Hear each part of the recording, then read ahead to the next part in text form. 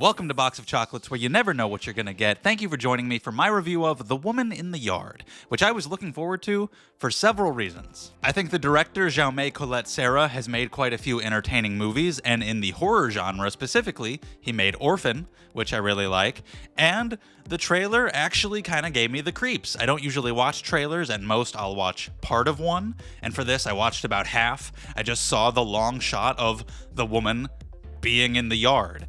And the kind of shit that makes your imagination work is the shit that creeps me out. And my mind just starts racing. What is that? What is she doing there? What does she want? Why is she just standing there? That's creepy. I thought this had the chance to be genuinely unnerving. It was not. What a disappointment. But I'll tell you right now, Danielle Deadwyler and the rest of the cast, like the young kids, are doing a good job with their performances. She definitely carries this movie. She gave it her all. It's well shot. It looks nice. There are some good movements of the camera from our solid director. I still continue to enjoy his output. I wish he had been attached to a script that I enjoyed more, but I always like seeing what he does. But man, this was a massive letdown. Essentially, you have Danielle Deadwyler and her two kids in this farmhouse, and all of a sudden there is a woman draped entirely in black just sitting in the yard. They don't know where she came from, who she is, what she wants. They go out to talk to her, and she's very ominous and mysterious and creepy. But the thing is, the beginning of the movie establishes that Danielle Deadwyler's husband has recently passed away, and she is not dealing with that well at all. And in that moment, I immediately realized the woman who won't leave is going to represent her grief that won't leave. Oh no. I'm sick of it. I'm just straight up sick of it. Do you know that there are other things a movie can be about? Do you know that? Because holy fuck. How many horror movies in the last decade do we need that are all about, they had a lot of trauma, and this is them trying to deal with their trauma. The monster represents their trauma. I want to say there's been a million. That's not possible, but that's what it feels like. And sometimes movies still do that so well that it can still be good, but it's just constant. Every other horror movie feels like it's about the exact same thing. And it's so immediately obvious. I picked up on it from the beginning, before the woman even showed up.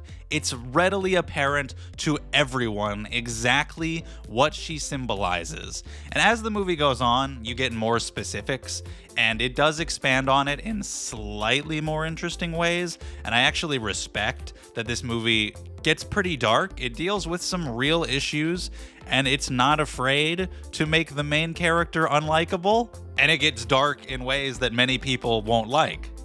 I didn't dislike it because it was dark. I disliked it because I don't think it was very interesting or well handled. It starts to dive into the issues that our main character is experiencing in her life, but so much of it is tell, don't show. We're told all of these ways that she is suffering, but we're never given a deep enough look into her life or her character to fully empathize with her. And so all of these things that she does just makes her unlikable. From the beginning, she's suffering this grief. She's not stocking the house full of food or dog food or minding her children very much at all, and she comes across as very unlikable, and you realize that's the point because she's going to have an arc throughout the movie as she overcomes this trauma. She starts being affected negatively by the presence of the woman, making her even more unlikable. Then you start getting flashbacks to what she was like with her husband, and that actually makes her even more unlikable. Because again, they start to tell you these issues that she has, but you don't see them, you don't experience them, you don't feel them. And so they don't register with me as something I'm supposed to feel bad about. I just look at her actions and I'm thinking, you're a dick. What is wrong with you? And it can be a hard topic to discuss when you're talking about grief and depression and these things that obviously exist. You can't go up to a depressed person and say, hey, stop it, and then they'll just be better. But this is a fictional story, and you have to actually get us into the headspace of the main character. You have to properly delve into this person and show us their experiences. And if you don't do that, then I do not feel the necessary emotions. And if the deepest thing you're trying to say here is depression, bad, then you got nothing, because that's essentially what the movie's going for. It says, hey, depression and grief, those are real, and they can be a fucker. And it's like, well, yeah, of course. But if that's all you got, you haven't done enough with that. So I respect how dark it goes and how fucked up the main character's actions can become, but I don't think they did it right. I don't think they did it in a way that made me feel bad for her. I was just not rooting for her, ever really. And the whole thing is so predictable because it's so obvious what the supernatural entity represents the entire time. So for most of the movie, I'm just like, okay, it's her grief, it's her depression, it's her thoughts of death, however you want to phrase it.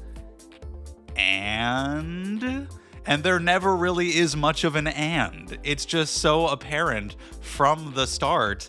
And the movie finally evolves a little bit as you find out more specifics near the end. But for most of the runtime, it's just such a flat line of barely anything even happening. The woman is just in the yard, and there are a few creepy shots of it just because of the unknown factor, not knowing what she's capable of.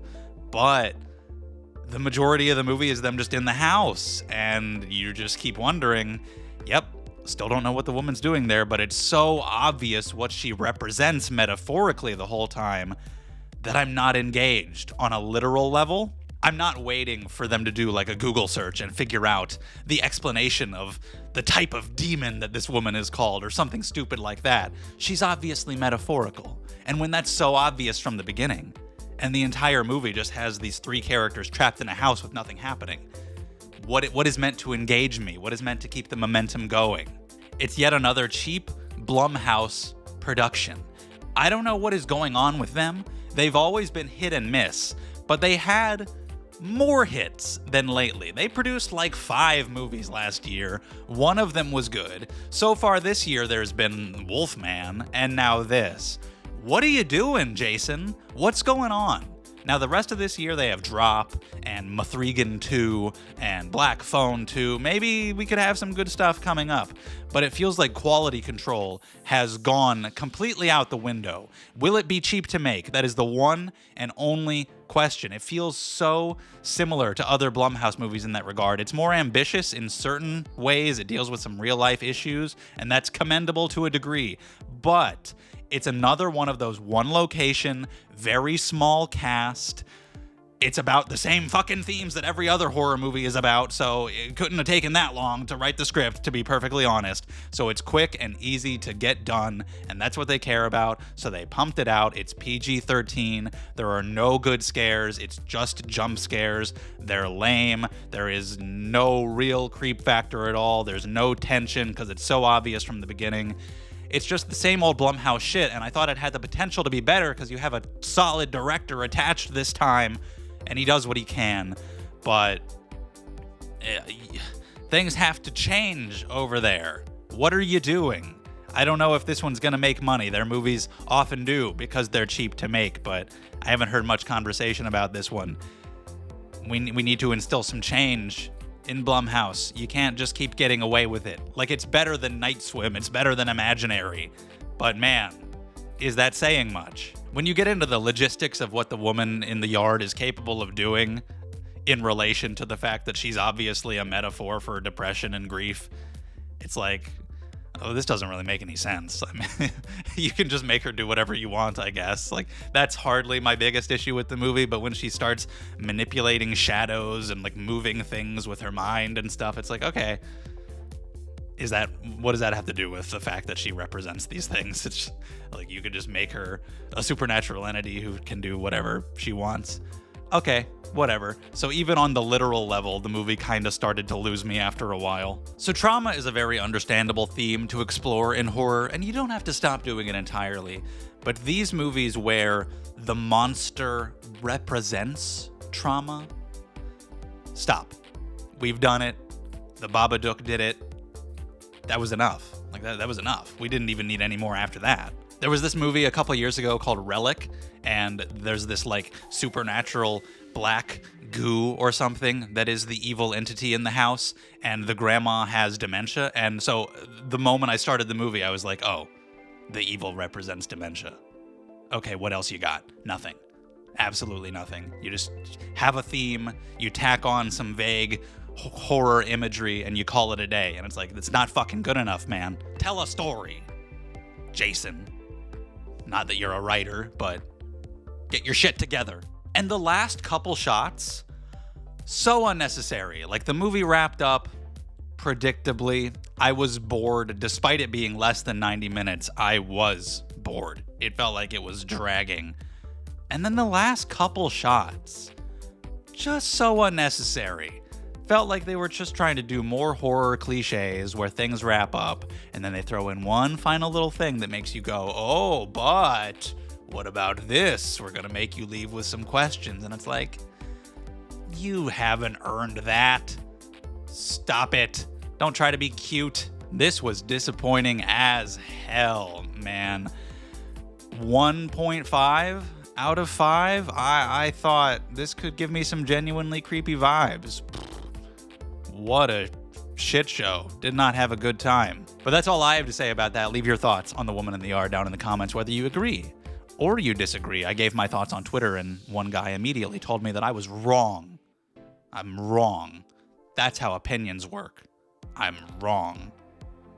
Okay, if you're that guy, please come tell me I'm wrong again. Let's talk about it. But thank you so much for watching. Leave a like and subscribe to the channel if you want to see more from me. I really appreciate it. And I'll see you next time.